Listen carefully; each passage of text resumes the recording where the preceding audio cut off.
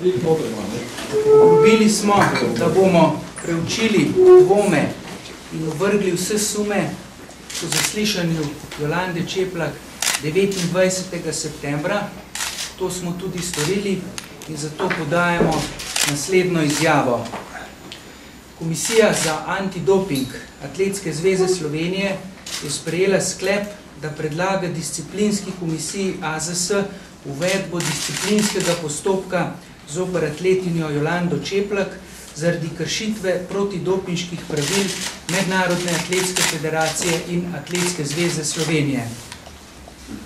Atletska zveza Slovenije je ovrgla vse sume o morebitnih nepravilnostih v primeru pozitivnih dopinških testov Jolande Čeplak in ob tem upoštevala vse pravno-formalne pogoje v tem primeru. Boj proti dopingu je v športu na mednarodni ravni in tudi v Sloveniji ena najpomembnejših aktivnosti, s katero se borimo proti nezdravemu in nepoštenemu načinu tekmovanja.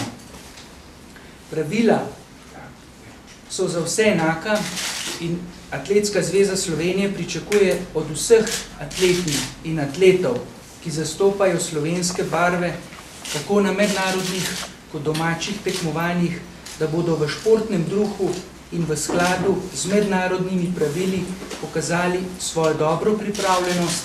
Atletska zveza Slovenije pa bo naredila vse za dobre pogoje treninga in tekmovanja. In žal nam je, da se je v primeru Jolande Čeplak dogodilo to, kar smo danes podali izjavo.